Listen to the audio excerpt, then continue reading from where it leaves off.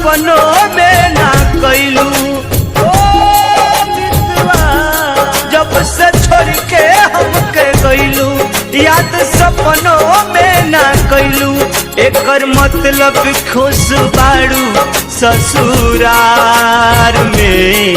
बस यतने बता दे गोरी कौन कमी ऐसन रहे हमारा प्यार में। कौन कमी ऐसन रहे हमारा प्यार में।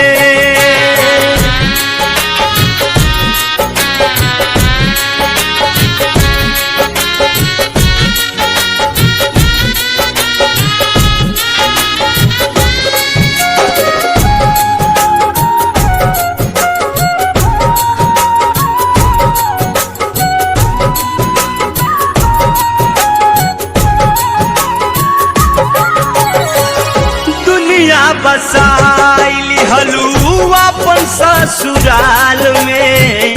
एक बेर न पूछलू जिया तानी कौन हाल में।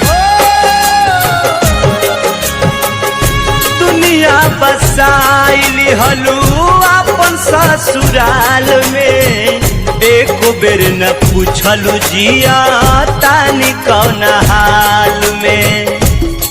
तू बदल गइलू हो, तू बदल गइलू जाके एक बार में। कौन कमी ऐसन रहे हमारा प्यार में। कौन कमी ऐसन रहे हमारा प्यार में।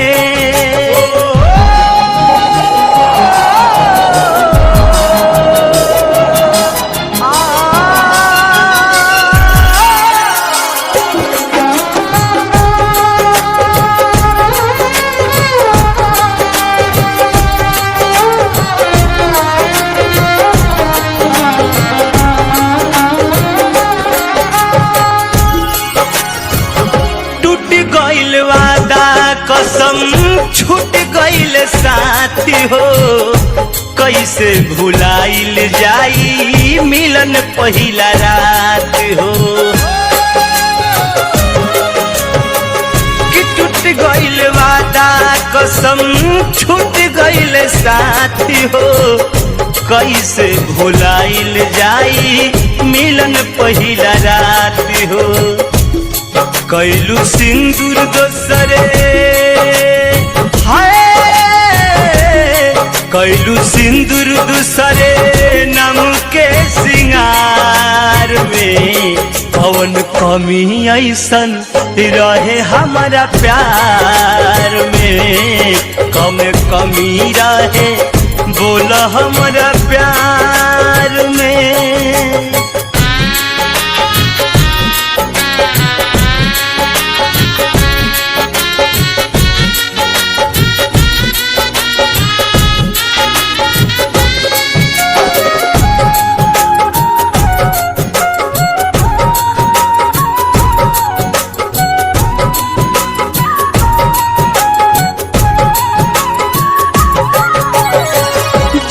जवन कहलू कैनी देली सब कुछ छान के।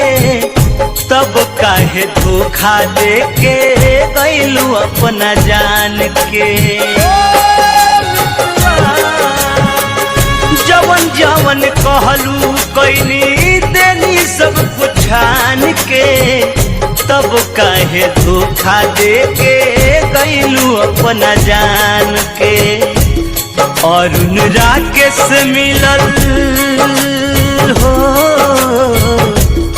बबलू पर मधु मिलले जख्म उपहार में।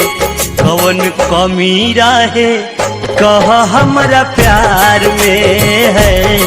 कौन कमी रहे कह हमारा प्यार में। जब से छोड़ के हमके गइलू याद सपनों में ना कैलू।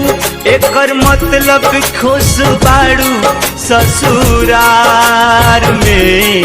बस तने बता दे गोरी कौन कमी ऐसन रहे हमारा प्यार में, कौन कमी ऐसन रहे हमारा प्यार में, कौन कमी ऐसन रहे हमारा प्यार में, कौन कमी